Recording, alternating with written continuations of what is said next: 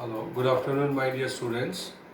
Today, in the Unit 2 solutions, we are going to discuss the most important topic, that is colligative property. So, brief outline we are given to you, that the property of the solution which depends on number of solute particles but does not depends on the nature of the solute is called colligative properties. So we have four different colligative properties. This is called uh, relative lowering in vapor pressure. In short, we call as a RLVP, relative lowering in vapor pressure. Then we have a elevation in boiling point, delta TB. Then depression in freezing point, delta TF, and osmotic pressure, pi.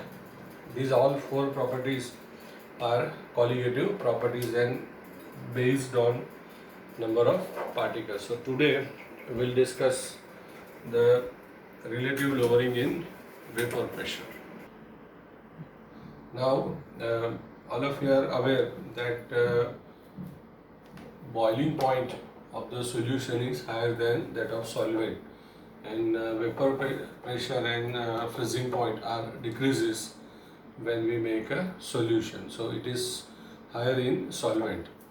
Now here we will take a solvent which has a N1 mole solvent and his vapor pressure is P0. So this is a pure solvent. Now in some book you may found P01. So you may call as a P0 or P degree or whatever it is. Then in this N2 mole of solute is dissolved. Now the important thing about solute is non-volatile, and the vapor pressure of the solution which is formed is P, as we have seen earlier. So you know that this value is P0 is higher than P. So there will be a decrease in the vapor pressure or lowering in vapor pressure. So it is symbolized as delta P, and naturally from the higher value, lower value we have to subtract. So it is P0 minus P. Now we have to discuss about the relative lowering in. So this decrease we have, it is in terms of pure solvent. So relative lowering in vapor pressure. So it will be delta P by P0, or you may call as a P0 minus P by P0. So this is RLVP in short we call. So P0 minus P by P0. Now it is found that the value of this is mole fraction of solute. You know that we take a symbol 2 for the solute and X for the solvent. So relative lowering in vapor pressure equal to mole fraction of solute. Now mole fraction is ratio of mole and total mole. So as here it is a solute, so moles of solute by total mole. So this is our Raoult's law mathematical form. Is it clear? This is the most important in terms of exam point. So relative lowering in vapor pressure equal to mole fraction of solute. This is called Raoult's law. Raoult was a French scientist and he has explained this. So what is the Raoult's law? When non-volatile solute dissolved in pure solvent to prepare a dilute ideal solution, relative lowering in vapor pressure equal to mole fraction of solute. This is called Raoult's law. So keep in mind this Raoult's law statement and also the mathematical form. Listen again. When non-volatile solute is dissolved in pure solvent to prepare a dilute and ideal solution, the relative lowering in the vapor pressure of the solution equal to mole fraction of X2. This is Raoult's law. Now we'll see that Raoult's law is applicable to which solutions. So what are the limitations of the Raoult's law, or in which case it is followed then. One more point here, keep in mind that vapor pressure of any component is directly proportional to mole fraction of solute. Even this is also you can consider as a part of a Raoult's law. Vapor pressure of any component is directly proportional to mole, to, better that you say, to its mole fraction. So we can say P is proportional to X. So you can call P equal to P0 X. So this is also another way, Raoult's law. P equal to P0 into X, where P is a vapor pressure of component, vapor pressure of pure component, and X is a mole fraction then. Now, when Raoult's law is applicable, so in the statement you have seen that when Raoult's law is applicable, the solute must be non-volatile. So it means volatile solute you have, then this will not be applicable. Volatile means the liquid which converted into vapor, that is called volatile. So water, benzene, then ether, acetone, this kind of liquids are volatile liquids. So solute must be volatile, solution must be dilute. Then when you mix the solution, we mix solute and solvent. So suppose 10 ml solute and 90 ml solvent we are mixing. So total is 100 ml. So when you mix them, the resultant may be sometime 100, maybe more or less. So when your solution is ideal, the resultant solution must be 100 ml. So volume of solute and solvent equal to volume of solution. So in other way, when you mix the solute and solvent, the delta V mixing should be 0. So this is another condition for following Raoult's law. Then when you make a solution, sometime heat is evolved or sometime heat is absorbed. So when heat is evolved, it is called exothermic reaction, and heat absorbed, it is called endothermic reactions. Suppose you take an example of a lime, calcium carbonate, limestone. So when calcium carbonate is dissolved in water, when you put your hand outside the container, you found hot, and also the fumes are produced. So that shows that it is an exothermic reactions. And when ionic compounds, when you dissolve in water, it is an endothermic reaction. So then temperature goes down and the heat will absorb them. So when you make a Raoult's law, when you have to follow the Raoult's law, then heat should not be evolved or heat should not be absorbed. So it means that delta H mixing equal to 0. So delta V mixing and delta H mixing should be 0. Solute is non-volatile, solution is dilute, and in 11th standard you have gone through the topic of association and dissociation. Dissociation you may call as a ionization also there. So when NaCl type ionic substance, when dissolved in water, they produces ions. HCl, when dissolved in water, it produces ions. So when this is called a dissociation. And sometime when some carboxylic acids and HF type acids, when dissolved in water, instead of dissociation, the attractive forces are so strong that they combines and they becomes one. So when we have find out the molecular mass of HF, theoretically it should be 20, but practically when it is found to be 40. So same in the case of acetic acid who has a molecular mass theoretical 60, but practically it is found 120. Then benzoic acid molecular mass theoretically 122, but it is found 244. So this suggests that two molecules by strong hydrogen bond combines and becomes one. So this is called association.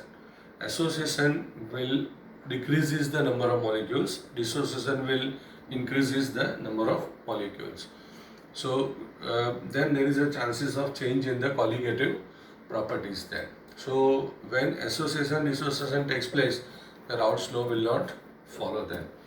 And one more thing, that when solution we are forming, then they should not form azeotropic mixtures. We may call as a constant boiling mixtures.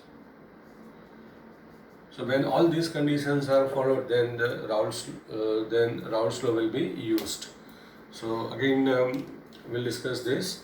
So solute must be non-volatile. It must be dilute solution. Delta H mixing 0, delta V mixing 0. No dissociation, association, and no azeotropic mixtures. And this P equal to, it should be P equal to P0x. Suppose P is greater than P0x or P is less than P0x, then the Raoult's law will not be followed. So all these conditions that we have discussed are very, very important for the exam point. Then this topic you can prepare in another way also. These are all another way conditions for the ideal solutions.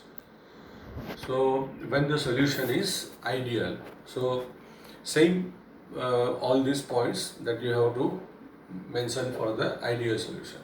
So how it is then, listen. So ideal solution, solute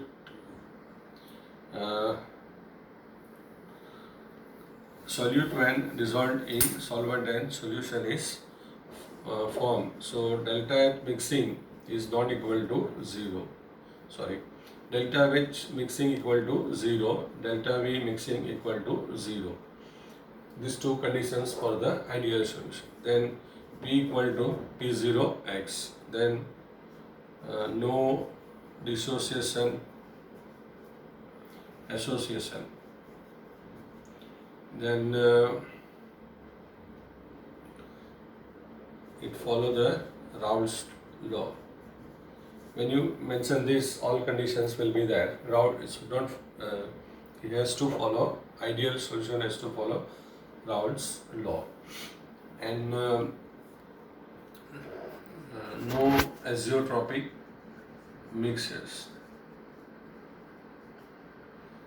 And see, when you have a solution, you have a solute and solvent. So between these solute molecules, there is an attraction.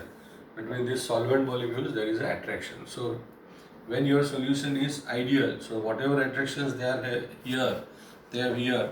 When they mix, the attraction should remain same. So whatever solute molecules attractions, here we have whatever attractions between the solvent molecules here, and when they mix, the attractions remain same. So this is called conditions for the ideal solutions. Then now when these conditions are not followed, then we call as a non-ideal solutions.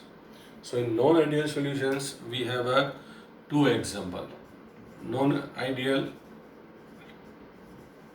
with a positive deviation and non-ideal with negative deviation. So this is also useful one. Non-ideal with positive deviation and non-ideal with negative deviations. So if delta H mixing greater than 0, delta V mixing greater than 0, P greater than P0x, then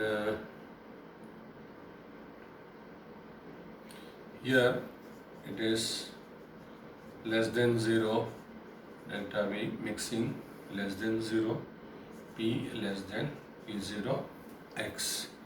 So mostly in a positive deviations, the non-ideal solutions will follow this. Means you are mixing 90 ml solvent and 10 ml solute, then the volume is 100 ml. So if it is positive deviations, then it is more than 100 ml.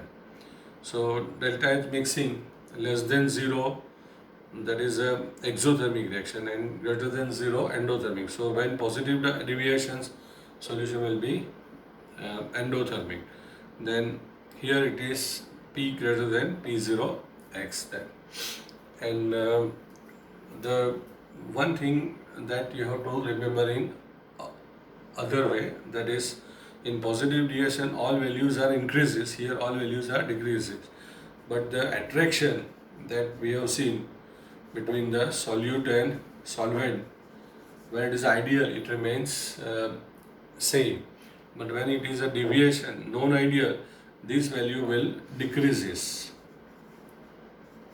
The attraction which was between which was in solute and solvent before mixing, whatever attraction is there, when they mix the attraction is decreases, and here the attraction will increases.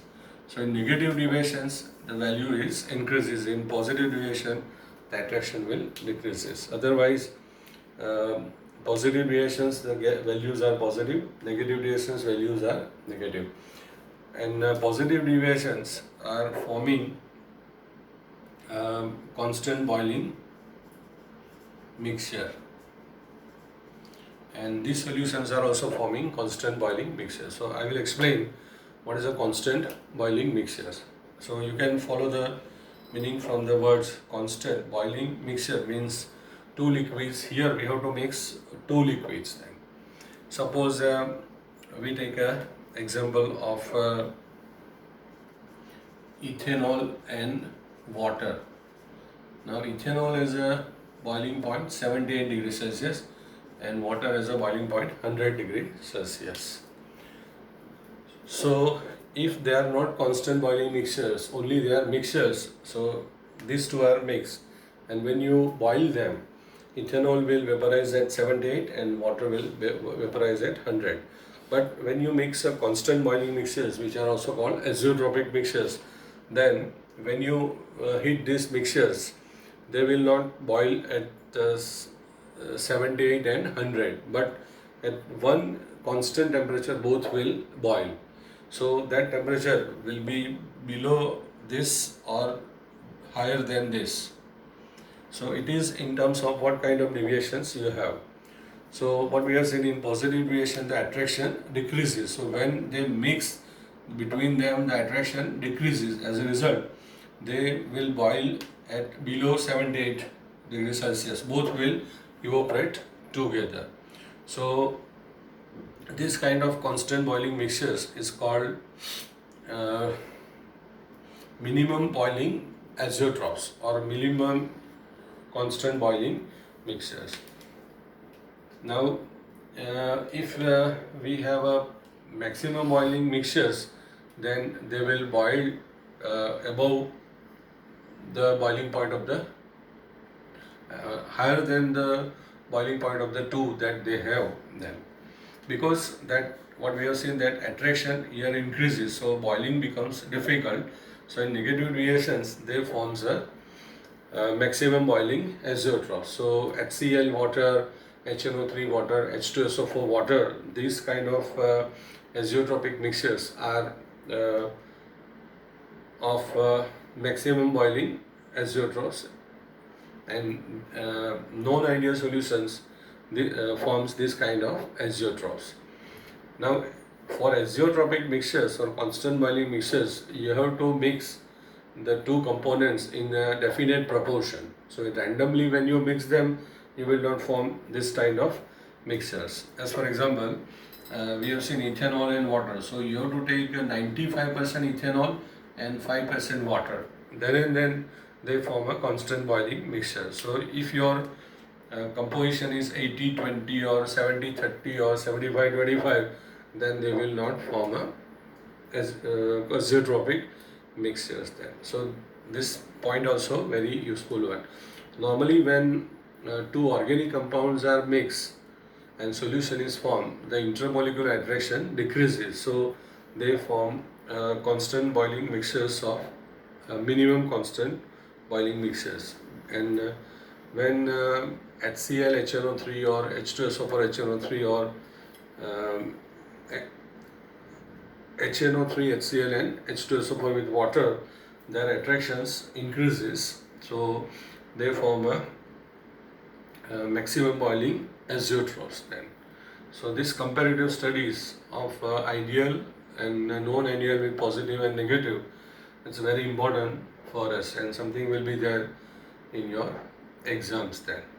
So again, what is in terms of positive deviations for non-ideal solution? Delta is mixing greater than 0, delta V mixing greater than P greater than P0, X attraction decreases and they forms minimum boiling azeotrophs. Here, non-ideal with negative deviations, mixing will be less than 0. Delta V mixing is less than 0, delta N mixing less than 0 is exothermic. The pressure value will be less than P0X, and only thing increases, that is the attraction between the solute solvent when they are mixed, and they form, as the attraction increases, they form a maximum boiling azeotroph. So this is about the ideal solution and positive negative deviations. Then Raoult's law, there is one more application of Raoult's law. So by using this Raoult's law, we can find the molecular mass of non-volatile solute. So for molar mass of solute, we have 4 formulas, and this is the first one. So you have to find the molar mass with the help of the Raoult's law. So as you know, in the statement, many times you have heard that we are making a dilute solution, and also you know that solutes are comparatively less in solutions than the solvent. So when we apply this for finding the molecular mass, what we'll do that we'll neglect the value of the N2 compared to N1. Don't neglect this one also, because it is a separate value, it has its own value. But when these two are there, it is a smaller, so it is neglected. Now N2, you know, that is a mole of solute. So for mole of solute, we have a formula, mass upon molar mass. So for solute, we'll take a 2 symbol, so it is W2, and molar mass is N2. Mole of solvent is N1, that is W1 by M1. Now you put the value P0 minus P, W2 by M2, W1 by M1. Substitute these two values here, and it is P0 minus W2 M1 into M2 W1. Now we have to find out the molecular mass formula. So it will be M2 equal to P0 into W2 into M1 by P0 minus P into W1. So this is the most important formula for the numericals. So M2 is called molar mass of solute, P0 is called vapor pressure of pure solvent, mass of solute, molecular mass of solvent, P0 minus P is lowering in vapor pressure, and W1 is a weight of solvent. So this formula you have to keep in mind. Now in Raoult's law, in exam there may be problems based on vapor pressure. So when you have to find molar mass, then only you neglect this value. Otherwise, in the problems of vapor pressure, don't neglect the value of N2. So if we can find out the vapor pressure of solvent, we can find out the lowering in vapor pressure, we can find out relative lowering in vapor pressure, and so this formula is most important for us then. Now, so Raoult's law we have used for the solution in which the solute is non-volatile and solvent is volatile. But we'll discuss the Raoult's law in for another one more solution. So in which both solute and solvent are volatile, means in the first one solute was not able to create a vapor pressure because of his nature, but here both are volatile, so both can create a vapor pressure. So there will be a confusion, so for avoiding that, you take a symbol A and B for solute or solvent, whatever you want. So you can take A for solvent, B for solute. As it is a volatile, it creates a vapor pressure. So suppose vapor pressure of solute is PA. So what we have seen earlier, that PA is proportional to X. Vapor pressure of any component is proportional to his mole fraction. So A has a mole fraction XA. So and PA equal to P0A into XA. P0 is called vapor pressure in pure form. Then as solvent is also creating vapor pressure, so PB is proportional to XB, means vapor pressure of any component is proportional to his mole fraction. So PB will be equal to P0B XB. Suppose you have taken solvent as a A, then it will be for solvent and this will be for the solute. So don't worry about the symbol of solute and solvent. Now both are creating vapor pressure, so there comes the use of the Dalton's law. So in 11th standard we have discussed Dalton's law. What Dalton's law says, that total pressure will be equal to sum of partial pressure of the component. So here two components we have, so with partial pressure of A plus partial pressure of B, and this is P0A XA plus P0B XB. Now also you know that sum of mole fractions all component is 1. So you can take XA equal to 1 minus XB and XB equal to 1 minus XB. Now substituting this value here, you can have a formula further, but I think it is enough up to here. So this formula is also useful for numericals there. So this is Raoult's law for the volatile solute and volatile solvent then. So hope all of you have followed this. Then I'll give you the notes later on. You complete the notes. Thank you very much.